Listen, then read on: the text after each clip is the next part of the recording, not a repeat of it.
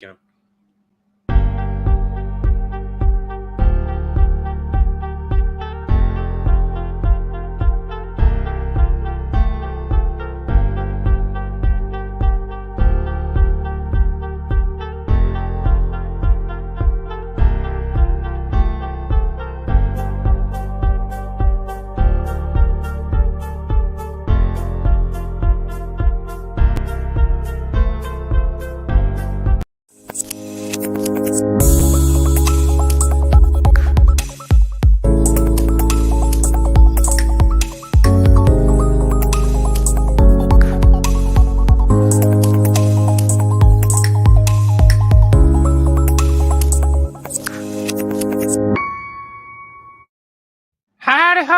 Welcome aboard, everybody. It is Monday. It is Back to the Window with Scott and Scott. I am your host, Scott Steen, lead handicapper at winnersandwhiners.com.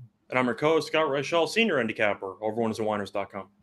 And together we do this each and every day, 3 p.m. Eastern, 2 p.m. Central. We do our very best to help you guys get your picks ready so we can all head back to the window together, cash those winning tickets. Scott, anybody that was here early or maybe watching this, they're going to hear how you did this weekend because I hit record before I hit the music. So they got to hear you say how your weekend went. Would you like to reiterate how your weekend went? Yes, I got my ass kicked over the weekend. It was not a fun time. Not a fun time at all. Didn't even really matter what the sport was. UFC video did not work out well. NASCAR definitely did not work out well. It was actually probably the worst NASCAR race I've ever had because I also live bet Hamlin and I also live bet Byron. And that did not work out. So, no, not good at all. Good. And, the Pirates could not score 4 runs against the Reds. So, yeah, that wasn't a fun time either. Total? I had 3.5. Oh, beautiful. Well, is that the game they got to 3?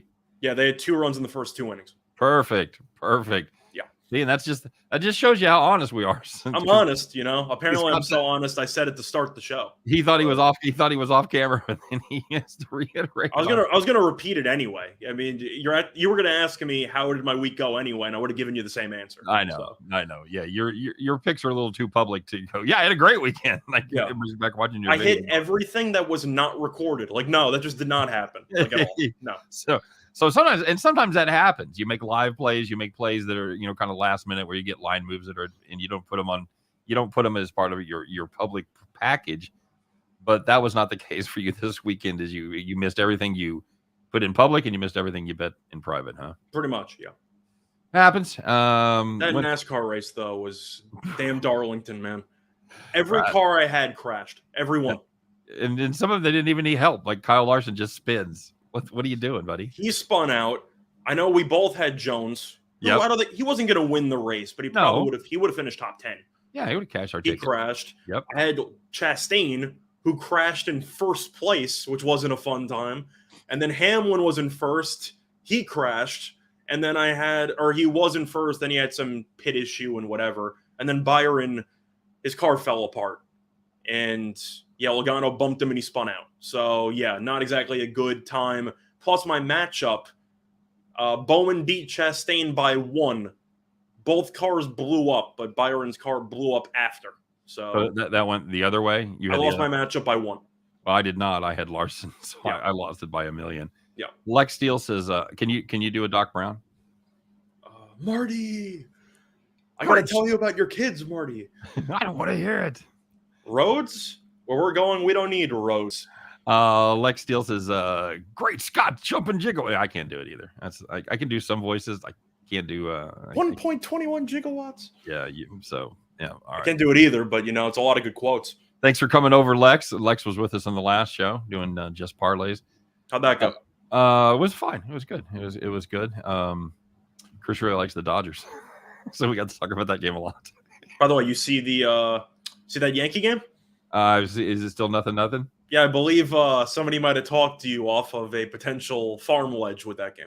Oh, that's right. I was it was also a 1 p.m. game, so we couldn't have done it anyway. Right. But I said off air, and he can confirm this. I said the Yankees forgot how to hit again. He said no. And they have no runs against John Gray through 6 innings. Yeah, I know. Yeah, no, I forgot how to hit. I saw it yesterday. I like the Yankees on the run line there for sure. Yeah, they can't hit. I watched it. They completely went back to their old selves of not moving runners over, no clutch hits, only relying on home runs. the 10-plus runs per game for a week, it was a fugazi. They're back to their old selves. All right. So just to, I want to get it all out of the way up top because I totally figured out all the promos last time. The Monday show, dude, it's just like, it's hard to get back in the groove. So we're going to talk about it here right at the beginning. Don't forget to like and subscribe. Smash that thumbs up. We appreciate the effort. And of course, subscribe not just to our Winners and Wonders YouTube channel, but to the Max Wagers Network YouTube channel as well. If you're looking for more action, I've got a link to my premium plays in the description. Went 3-0 on the premiums yesterday, despite losing the Atlanta Braves Milwaukee Brewers game. That was a frustrating game as Charlie Morton was just fucking dealing. Yep.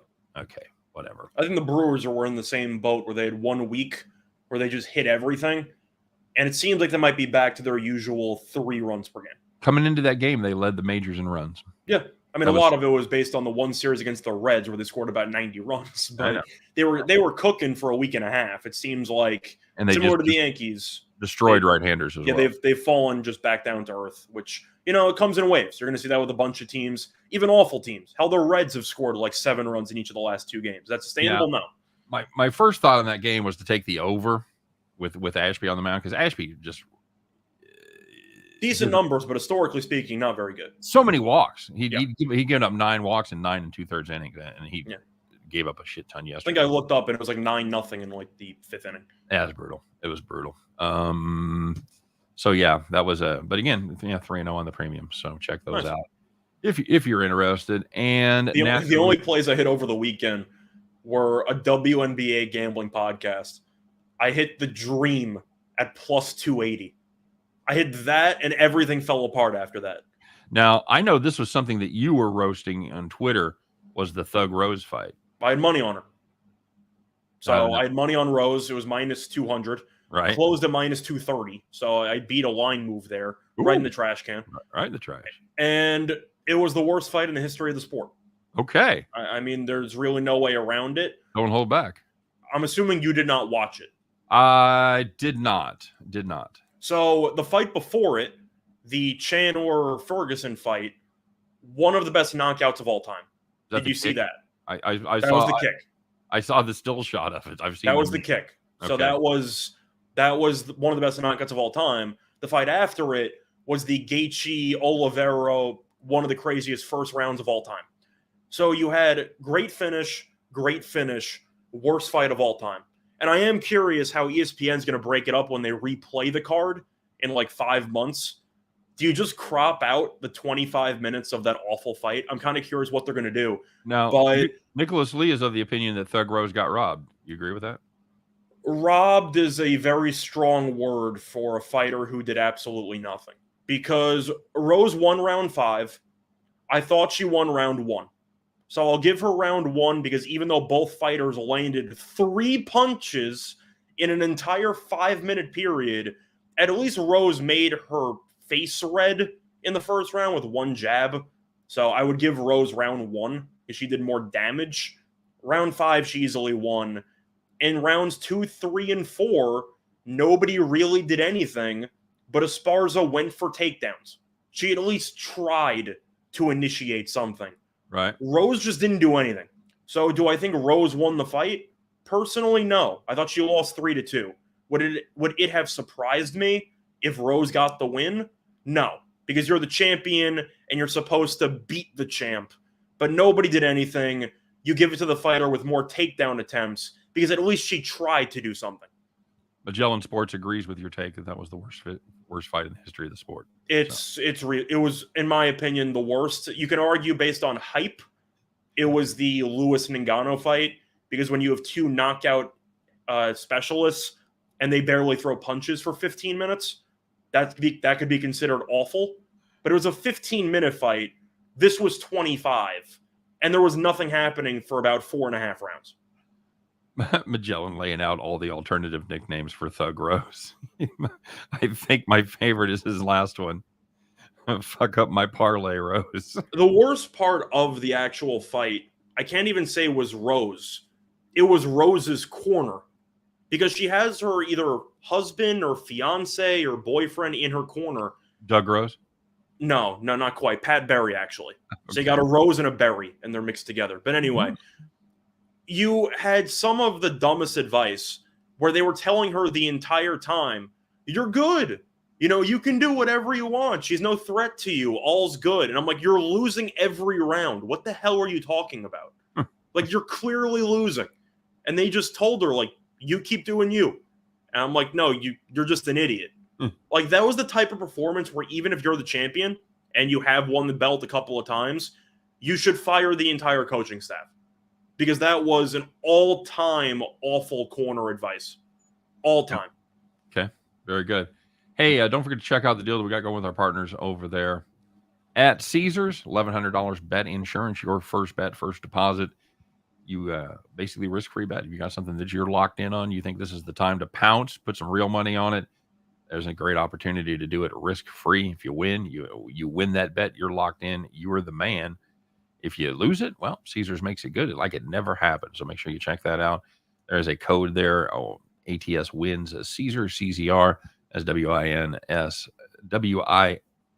WIN, CZR, ATS wins Caesar. There you go.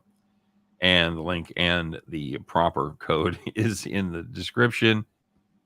What else we got to talk about? Anything? We got. Did I do all the promo stuff? I think so. You can rip the Kentucky Derby guide in the garbage. We're gonna get back to that in a second. I had no action on it. Yeah, good for you. So I know most people take a bath because you're not going to expect the late edition 21 horse to win the Kentucky Derby. That's not exactly an option. In all the Twitter posts I've seen about this, I've seen one posted winning ticket, and it was somebody who took all on a trifecta on the first horse. On the first one. Yeah. Okay. Yep. Took 1 through 19 and 20 plus 21, and then wheeled them over. I saw that too. So he skipped 20. There was no 20. 20 was the reason 21 was in. Oh, okay. Ethereal Dreams was bounced. So yeah, that was it was horse 21, even though it came out of there were only 20 horses running, which is just another weird thing. And then he had like 4 horses in second, 4 horses in third. Cost him $150 for a 50-cent trifecta wheel, I guess that would be, or key, whatever. Yeah. And he hit. So other than that, yeah. And we will talk about that a little bit later. But for now, let's talk about what else happened over the weekend. Let's talk about the people who are happy, the people who are sad, the winners, the whiners, the people that took it in the shorts, me, and the people that took it to the bank. You know who you are, and now we're about to share it with the world. It is time once again for the Monday edition as we kick off the week with Call the Cops. All right, very good. If you had the Suns Mavericks over 214.5, the other way on that one. Hey, they had 124 in the first half. I thought I was toast. You thought you had a winner if you had the over ticket. Guess what? That game landed 212 as they just needed 101 points in the second half, and they did not get there. They got to 98. That ain't going to do it, kids. If you had the over 214.5, call the cops. And if you had the under 6.5 in the Wild Blues game, can I interest you in 2 empty netters in the final 2 minutes? And the game landed 7. FML, as the kids say, Scott. And turning the clock back to Saturday, if you had the Flame Stars under 5.5. Ooh, another empty netter. This time with under a second left to play. I think it was 0.1. I think. Oh, call the cops. Yeah, landed 6. And if you had any of the horses recommended in any betting guide you found anywhere on the internet, at any store, any publication, call the cops. You didn't win. Mm-hmm. But did you win any bets in the? Do you bet the races before the Derby, or you're just a one race guy? No, I was just I like last year I went to a track up in Iowa and we bet, and I bet all the races there. But this year I just we had shit going on all day long. Had to go to a graduation party. Had to go to a Mother's Day thing at my mother-in-law's. So congratulations. On what? Graduation party? Oh, it wasn't for any of my. It was for a friend. Oh, then I don't care. Okay. Yeah, no, my kids they're all fucking gone, dude. They're all graduated. It's all good. But there was some good news out there. There was some people that had some nice easy wins. I don't know who you are, but congratulations, because you were pretty much spent your weekend kicked back in the rocking chair. Well, the first one is the most consistent moneymaker in the last, 3-4 years, because I believe they're 17-0 now. But off a loss, the Lightning money line is kind of free money because they won again against the Maple Leafs. They led 3-0 after the first period, and they won 7-3.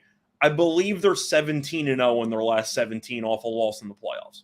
Yeah, they are fantastic. And well, they're not fantastic. They're unbeatable. They're unbeatable off a loss. Well, and not a small part of that is because of their goaltending. Of course, but when you're up 3-0 and you score a goal 1 minute in, it just seemed like they flipped the switch and Toronto just checked in for the entire night. Yep, absolutely correct. Next up on the board, if you had the Rays and the Mariners over 7.5, under 7.5. That's right. U stands for under, doesn't it? Yeah, it does. It was tied 1-1 after 9 innings. Sure, you could take a bad beat and have something shitty happen in extra innings, but it didn't. They scored 1 run and the game landed 3. Congratulations if you had the under. Nice, easy win. And the last one, if you had the Mavericks +3 against the Suns yesterday, or to be honest, if you just had a home team in the NBA the entire weekend, you did really well because the Mavericks +3 was never in doubt, led by 12 at the half, and they won by 10. Let's be honest. If you had a home team anytime in the playoffs so far, you've been in pretty good shape. I know Von Tobel has posted those stats. I think they're 16-3. I was going to say round 1, you had a couple of road teams win. Like road wins were somewhat common in round 1. Round 2, there's barely been anything. Yeah, I think I literally think it's like something like 16-3. It's an incredible stat. Well, most let me just think about that for a second, because most of these series have already played 3 or 4 games. Mm-hmm. So, yeah, it kind of checks out. All right, very good. And I'm going to go right in the face of that tonight. I've got Boston. So okay, that's my play of the day. Actually, I like the under in that game, but yeah, I mean, that's solid too. That was one of the only plays I hit this weekend. I hit the Bucks team total under 107.5, and I almost lost because it almost went to overtime. Yep, but they missed 7 putbacks, so it got home. Brutal. All right, Scott. Well, we got to talk about this, and we did touch on it a little bit, but we really have to mention this because there was just one, and I'm not sure this isn't. Not only of the day, but perhaps of the year. Hey, let's find out who could it be. Who could it be now? Let's get ready to blow our favorite music drop and learn today's gambling hero of the day.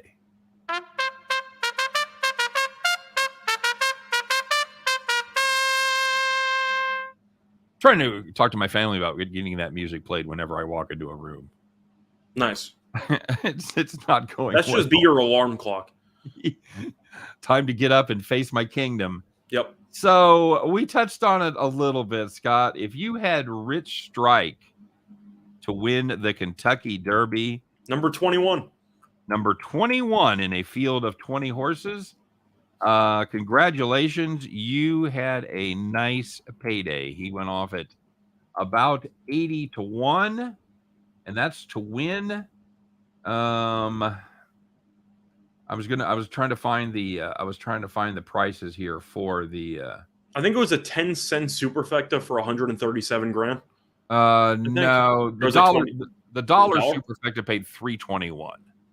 321,000? 321,000. Okay. That's right, Scott. Quick reminder to everybody, I will be talking about this until the day I die. I dominated the Kentucky Derby last year. I had the top 4 horses. I did not bet the superfecta, but I had them called on the radio show. And I hit the trifecta, hit the exacta. I had bet across the board on 2 of the top 3 horses. I fucking cleaned up. And what did we learn? I picked the wrong year to do that, Scott, because this would have been the year to do it. As Rich Strike paid $163.60 to win, $74.20 to place, $29.40 to show. So that gets you about $247 if you'd have just bet $2 across the board. But it gets better If you've got the $2 exacta, like I had last year, $4,100. Dollar trifecta, 14 grand. Dollar superfecta with simplification thrown in there. A horse that I was actually on, I did have simplification. That paid $321,500 on a dollar. On a dollar, Scott. No. Mm-hmm. Horse racing is a place where you lose a lot of money, but all it takes is one. It takes one like that, man. Unbelievable. Yeah. That was a fantastic race. Truth is that if you were a lunatic that actually had Rich Strike winning, then your exacta and your try were probably going to be in decent shape anyway, because the two favorites finished second and third. Yeah. Can you imagine if you sneak in like a 10-1? You throw in a 10-1 in there or whatever. Right. Yeah. Mm-hmm. It'd have been $500,000 probably. But you went from longest shot, favorite, second favorite. So if you actually had Rich Strike winning, which of course was impossible, but if you had that, the rest of your try was probably easy. Can I say that? Yeah. Yeah. I mean, it almost had to be an all box. Yeah, pretty much. On top. Well, you were going to have to box that. There's no way you're going to only take Rich Strike to win with it. I just don't see that happening. Hey, Rangers got a hit, Scott.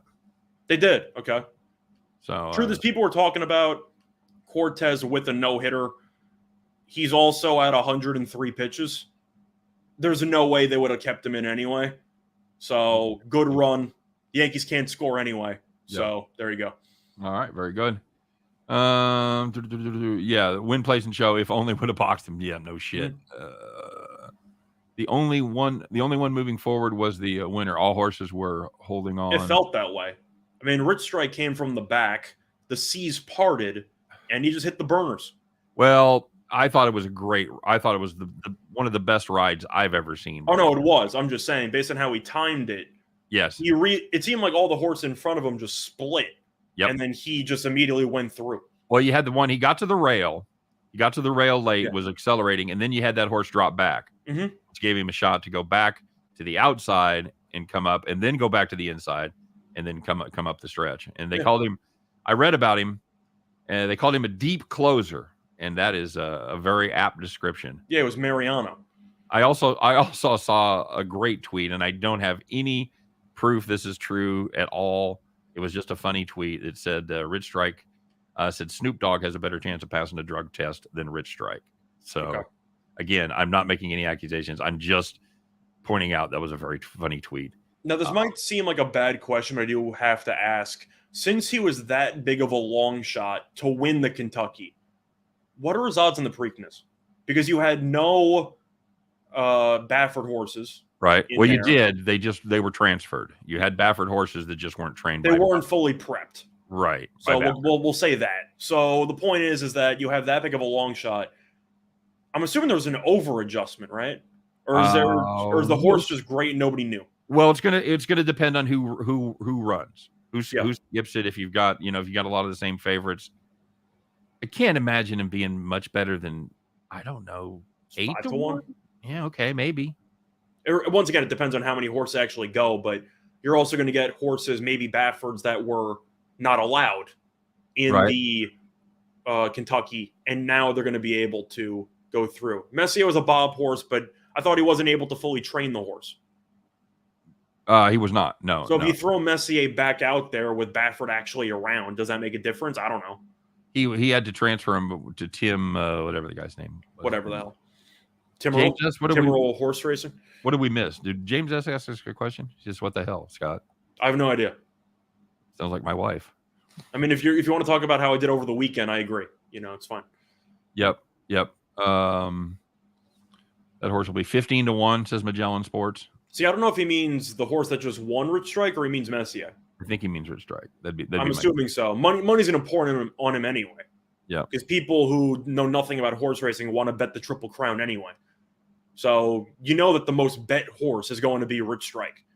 So no matter what the opening line is, I'm assuming he's going to close to 5-1, 5-1, 4-1, whatever, because all the random college kids who show up for the Preakness are going to all bet on Rich Strike. Yeah, you're probably right, buddy.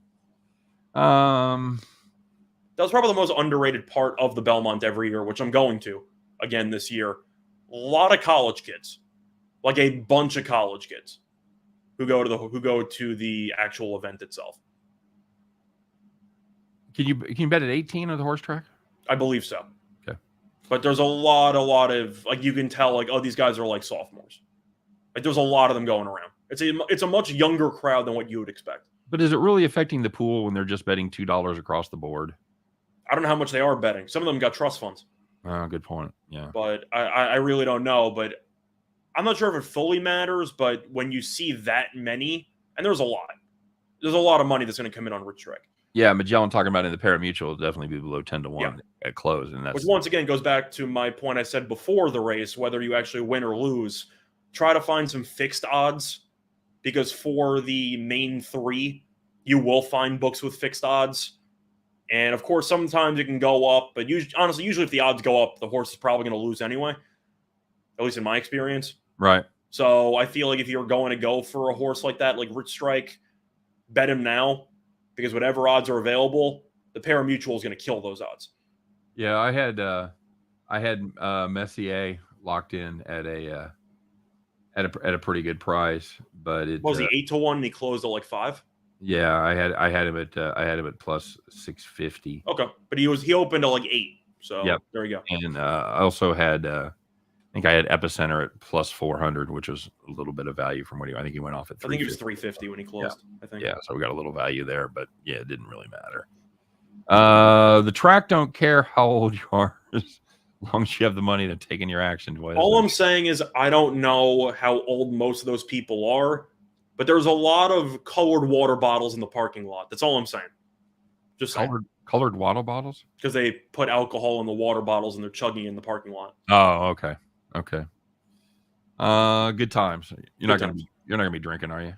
At the Belmont? Of course I'm gonna be drinking. Yeah, of course. Okay. Come on. I mean, each beer in there is like $10. They give you a small can.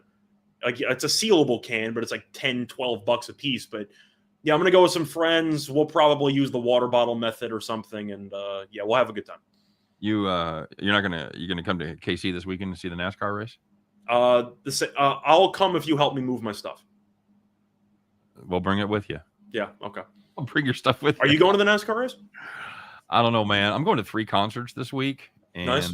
I may not be able to. Cover bands or no? I'm going to see. I'm going to see a red dirt country band named Reckless Kelly on Wednesday night, and then I'm going to go see a stringed quartet at the Opera House in Kansas City play the music of Queen, which I think will be fun on Friday. Okay. And then I'm going to go see Thorogood on Saturday night. George Thorogood. Bad to the bone. Do. Yeah, we got some killer tickets for that. I didn't know he was still touring. I didn't either, bud.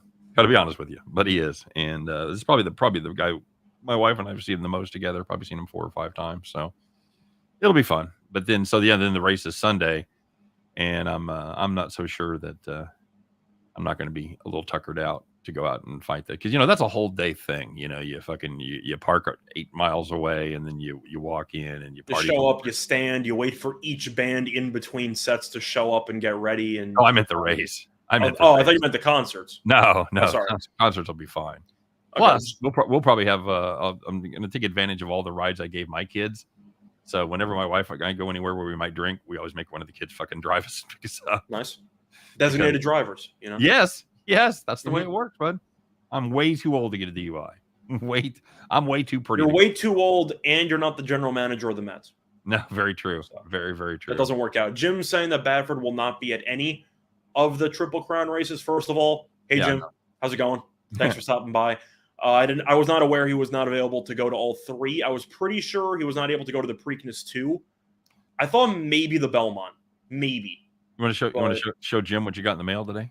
I did. I got new headphones in the mail today. So it was actually weird. It was supposed to show up Wednesday, and Amazon sent me an email saying it's coming early. I'm like, do you want me to tip you or something? Like, thanks. Like, all right, cool, thanks. Whatever. So it came early, and I have to get it all, ready to go. Thanks, Jeff. Speaking of coming in the mail, I don't think I told you this. Bronco Devil that's in the comment section? Yeah. He sent me a Royals hat. Like nice. a brand new 47, like a beautiful hat. But there was no card or anything that it was attached to where I knew where it came from. So it just randomly showed up like Wednesday last week. And I was like, how do you know it was from him? He told me. He said it in the comments. Okay. He finally put it in the comments. He goes, hey, I'm surprised you haven't worn my hat yet. I'm like, fuck, I didn't know that was you. I was a little worried about I was a little worried about where that hat came from. So That's the one mistake you got to make, whether you're committing a crime or whether you're actually giving a gift. You got to leave a calling card. either way, you get like some kind of signature move or something. Mm-hmm. So again, I said it on the last show, but I will say it this time.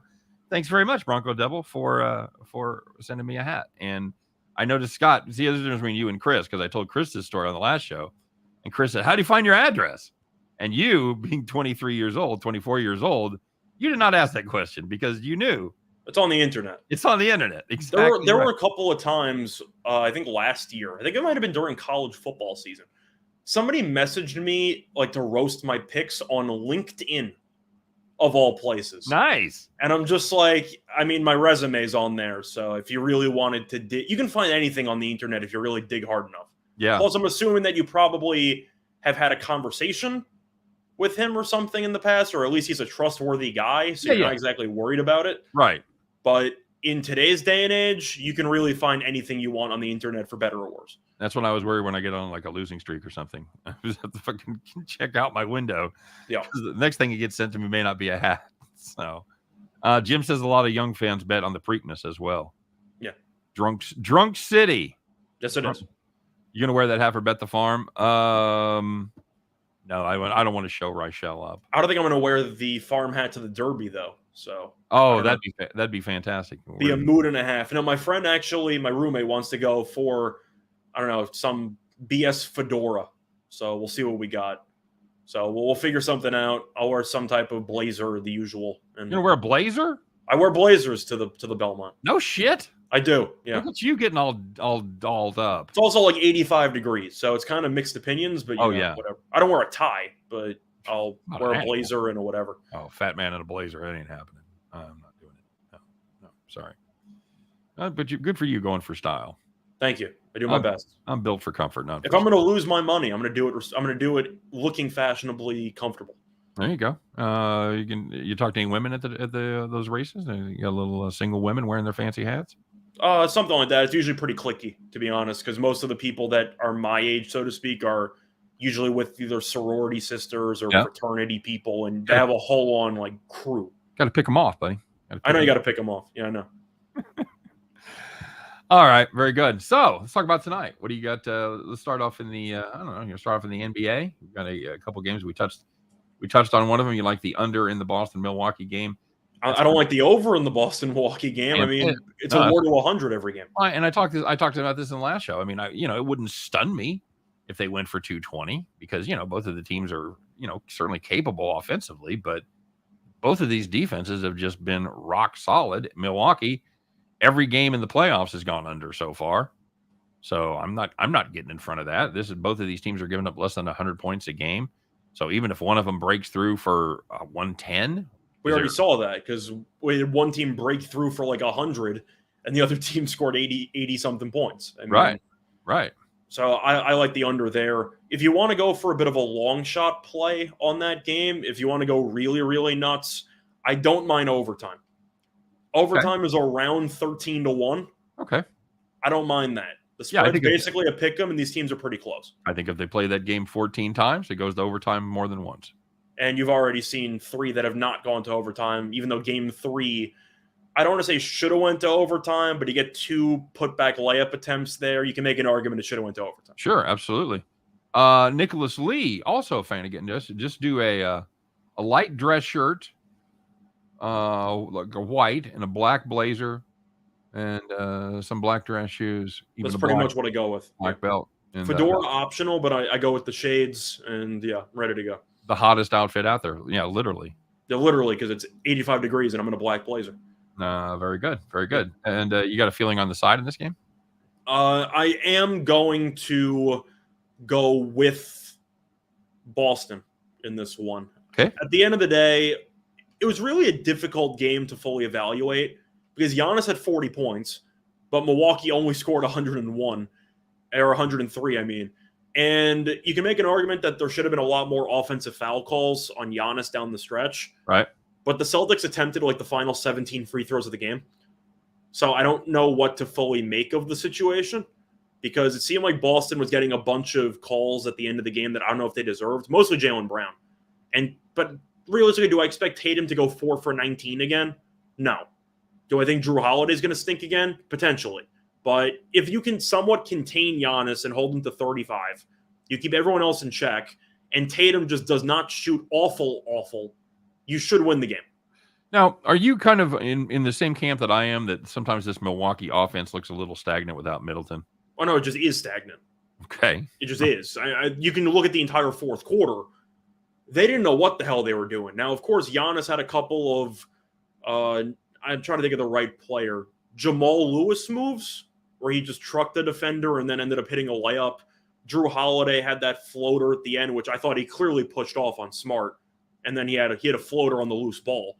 But for the most part, Milwaukee down the stretch relied on a bunch of contested shots from Holiday and Connaughton, and none of them went in.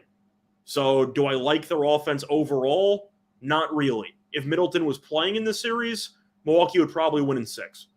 But the half-court offense, with Holiday being the main option when you double-team Giannis, not a very good second option. Jim asking about Tampa Bay La Angels tonight, buddy. Angels minus 137.5 is the number. Syndergaard goes for the Halos against the youngster, Jeff Springs, for the Tampa Bay Rays. Jeffrey, don't call me Jeff, Spring. You a fan here? You think you're getting a good price on the Angels at minus 130? I do not. Okay. I think that you're getting a better price on the Rays. The Rays were doing well over the weekend. They won a bunch in a row. They ended up losing yesterday to the Mariners on a walk-off. But for me, the Rays just find ways to manufacture games. And we saw the same thing happen when they were against Gilbert the other night. All you have to do is hang around. They're going to throw in a bunch of random openers and random pitchers you don't really know. And you know that over a 9-inning period, they will get to the bullpen. The bullpen will really stop the bleeding, and they'll find a way to win games. And this seems like a game where the Angels, if you want to bet, take the first 5. And then as soon as Syndergaard comes out of the game, I expect the Angels bullpen to implode. Well, they're not good. They're not good. The good news is they're better than they were last year. That counts for something. They're 3.48 overall, but they've been bad at home, giving up. Do you want to lay 135 against the Rays? I think if you're going to do it, take the first 5. Yeah. I think that would be the play. Get involved with the starters and not the bullpen for sure. This is a Rays team that like you said, has been playing pretty good baseball. Won 6 of their last 7. Angels won 4 of their last 5. They've been playing good as well. Actually, have a better record than the Rays by half a game. That's right. That was actually one thing I did well on. I swept the Clark plays over the weekend. Very good. Justo Bankroll says the zigzag theory. Boston's max bet tonight. Been a lot of zigzag theory going on in these playoffs, both hockey and the NBA. Zigzag usually involves the home team. So the point is that if you have 2 games in one place and 2 games in the other, isn't zigzag usually the first 2 games and the second 2 games? Then as soon as they alternate 1-1-1-1? I thought it was alternating all the way through. Is it? I thought so, but I always thought the zigzag was based on teams that lost on the road that are now playing at home.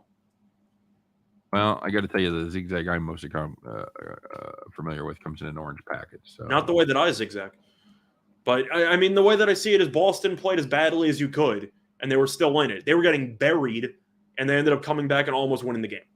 Are they going to win this game? I think it's very close, and that's why I think overtime at 13-1 is not a bad long shot, so to speak. But if Tatum even goes 5 for 19, they win the game. So, yeah, I'll go with Boston. I'm just trying to read the zigzag theory here. All right, so the zigzag theory kind of is dependent on, like, if the home team is get upset in the first game, they're a lock for the second game. But it usually revolves around the home team. But when the higher seed, so it's kind of both. When the higher seeded team leads the series 2-0 and must go on the road, perfect spot to beat the lower seeded team. So we're really kind of both right, depending on how the outcome goes. That's the home team. If the visiting team wins the first game, it's going to go every other game. Mm-hmm. If the home team wins the first 2, then it goes series by series. So. And the home team won game 1 of this series, right? Yes. I rest my case. When Calvin Griffith owned the Twins, bought a case of beer, poured it in a round cooler, walked away, right? No problems. Okay. Tatum over under 5.5 rebounds plus 110. I'll tell you the one player I was looking at for rebounds, and I feel like it's an obvious choice. It's got to be Al Horford, right? I mean, Horford's been great. He's been fantastic. I believe he had 15 rebounds last game. Yep. I find it a pretty weird situation for Robert Williams, who, of course, was the main center for this team. But he really has not seen the floor that much in this series. He's been there on occasion. Right. But to go through like the last couple of games, I mean, he had 16 rebounds in 39 minutes. He's the main Giannis defender. And you go through the games here, he's had a double-double in every game. So if you want to go for like an Al Horford double-double or something, I think it's a decent price. I agree. As far as Tatum rebounds go, how do you feel about that? Let me just get back to that in a second. Like, for example, Horford rebounds tonight are roughly 8.5. Okay. That's too low. I mean, you're walking into double-doubles in each of the first 3 games. Like, that should be higher. As for Tatum at 5.5 at plus money, I don't hate it. But once again, it depends on how much Williams is going to play. You have Horford out there. Tatum has really not been great rebounding in this series. He had 6 in game 1. Yep. He had 3 in game 2, and then 1 in game 3. And he played 41 minutes. He's only gone over 5.5, and I was looking to see here. Is it just one time? Yeah, he's gone over 5.5 twice in 7 games. If you have a 1 rebound in 41 minutes, I'm not taking the over in your rebounds the next game. No, I got to play the under there. I'm leaning under. I would not touch it, but I would lean the under. Okay. Very good. And in the Memphis Golden State teams, 10 too many to lay. We all right with 10? I'm sorry, can you repeat that? What about 10? Memphis Golden State laying 10. You all right with 10? Are they better without Ja? Well, that's the Are we thing. opening up this conversation again? Well, it is, and it's a conversation that we need to have, and we had it in the last hour, but they were 20-5 in the regular season without Ja, but they've been terrible in the playoffs without Ja. So which Memphis team shows up here, bud? Golden State's not going to shoot that well again. They shot like hell 90% from the floor in the entire game. They couldn't miss a shot the entire game. There's a bold prediction. They scored 142 points. That's not going to happen again. Kind of fucked the farm, didn't it? It did. It really, really did. But the point is that I do think they'll come back down to earth. You have Brooks back in the lineup. So if Ja's out, I actually don't mind a Dylan Brooks over in points. Not because he's any good, but because he'll never stop shooting. Right. So, and Bane is still a little bit banged up. So if you're looking for who might embrace a bigger offensive role, it would be Brooks. So if you want to go for a player prop, I wouldn't mind him. As for the actual spread itself, if you want an underdog play, I like the Grizzlies' first quarter. A little bit of Ewing theory mixed with Golden State being terrible in the first quarter of the entire playoffs. It's around 2-1. I don't hate it. Okay. So just play the money line plus 200, you're saying? For the first quarter, I think you can make an argument that Memphis without Ja might come out with a purpose. You know, we'll win this one for our fallen teammate, whatever. And Golden State's gotten off to some really bad starts. Yeah, you're right. They have they played with their food a little bit there in the first quarter. Somebody talking about Ja may come back tonight. Yeah, he's still listed officially as doubtful. So, now what do you think about? I don't think he's going to play. Yeah, I agree. I agree.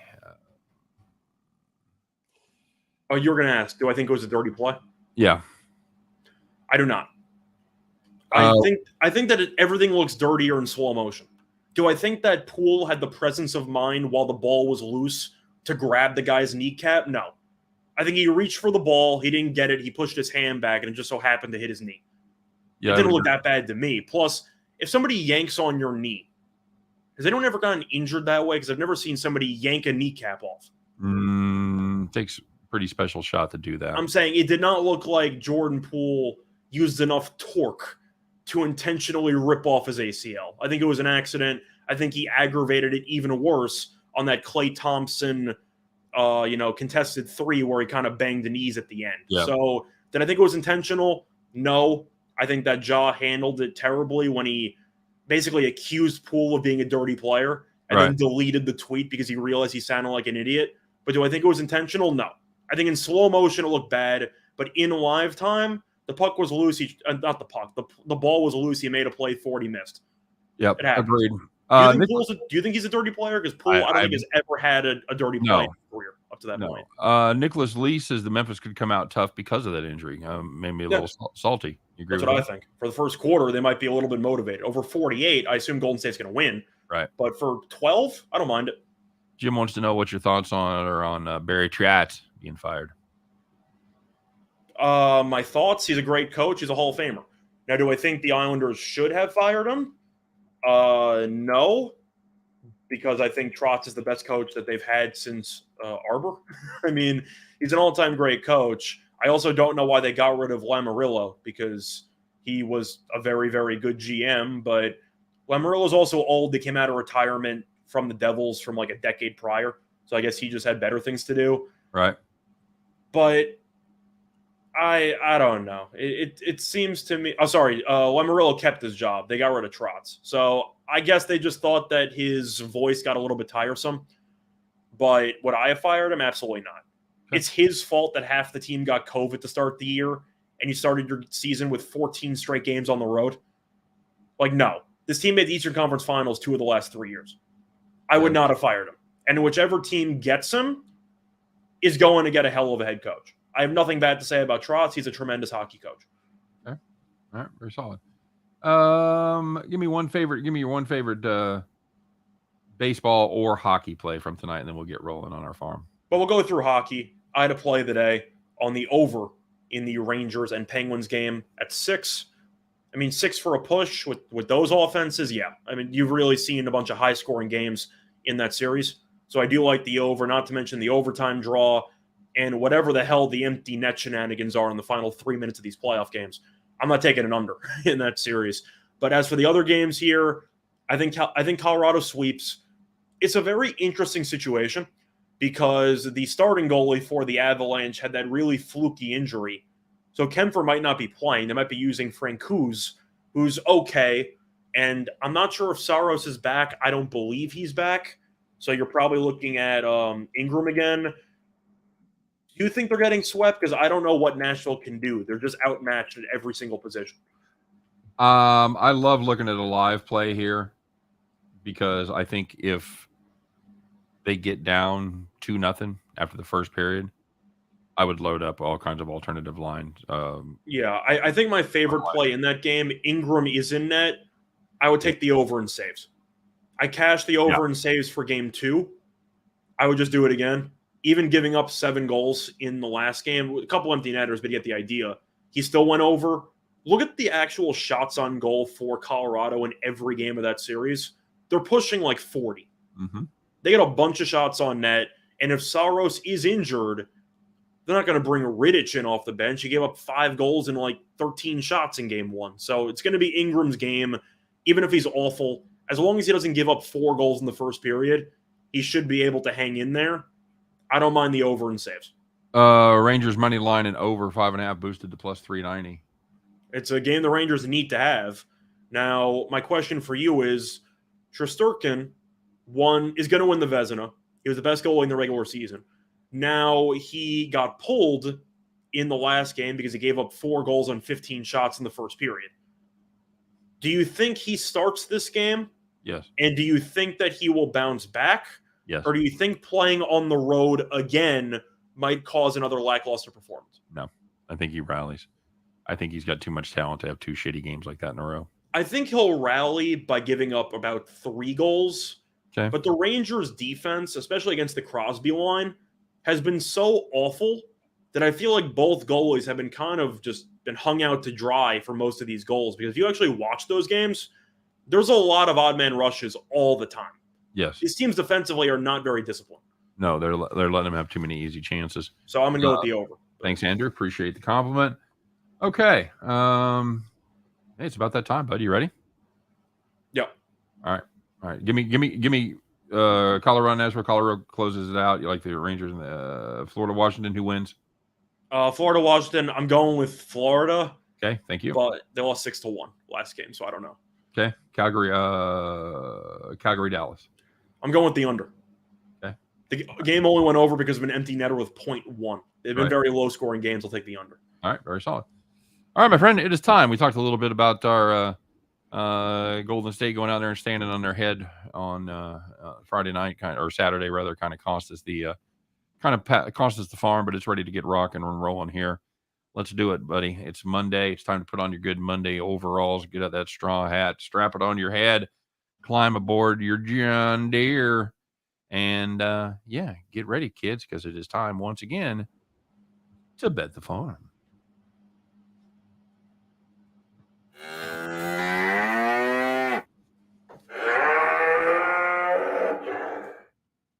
All right, brother. There it is. Good afternoon, everybody. It's Ma'am. it's a nice farm setup. So, Scott, we've talked about this. It was brought up literally the first play that was brought up in the last show that I did with Chris, and I said, well, we may talk about that a little bit later. And here it is, folks. The bet the farm play is going to be the Los Angeles Dodgers on the run line minus the 1.5. And why would we make such a play, you might ask? Well, Dodgers are playing really good baseball. By the way, the juice on this is about minus 137, even minus 140 now. Do not let that fear you. Do not be afraid of that number. That's it's fine. If you want to play the alternative run line on this, get some positive money. I don't even hate that, because the Dodgers, they have won their last 6 games by at least 3 runs. So if you wanted to lay 2.5, that wouldn't be the end of the world either. But we're not trying to get out over our skis here too much. We're trying to get a win, and that's why we're just going to take the regular run line. But Jose Urias is pitching for Los Angeles. His last 4 starts have been outstanding, 22 innings pitched and just 2 runs. Jose Quintana is going for Pittsburgh, and the Dodgers batters, well, they've seen him quite a bit, and they've hit him quite a bit, as they have a .407 on-base percentage in 101 career plate appearances against him. And finally, the Dodgers, well, they play pretty well there by the Three Rivers, because they are 12-2 in the last 14 meetings in Pittsburgh. We like the Dodgers quite a bit here to continue to roll. They've been playing very good baseball, and I don't think anything slows them down tonight. So give us the Los Angeles Dodgers on the run line, minus 1.5 at minus 137. That's going to do it for Bet the Farm. Scott, any thoughts? The Pirates lost a series to the Reds. Do we need to say more? Scandalous. Do we need to say more? Like, they got blown out in 2 separate games against the Reds. NL Central, worst division in baseball, and it's not even close. Yeah, but the Brewers are pretty good. Brewers are pretty good. Cardinals are pretty good, and that's it. Yep, which we knew going in. That's exactly right. So, guys, that's going to do it for Bet the Farm. That's going to do it for our show for this very fine Monday. Looks like the rain's finally gone. Much of America should have a beautiful day. Hope you guys enjoy it. Get out there, have some fun. And, you get a little vitamin D in your system. It's not going to be the end of the world. It won't kill you. Get out of there. Have you been out of your house yet, Scott? I have. All right. Beautiful. Beautiful. You guys have a great day. Thanks for joining us. We do this every day. Make sure you check out Chris and I at 2 p.m. doing just parlays, and then 3 p.m. Eastern, 2 p.m. Central, as we do this each and every day. Scott and I will put on our fancy hats and do our very best to help you guys in that never-ending journey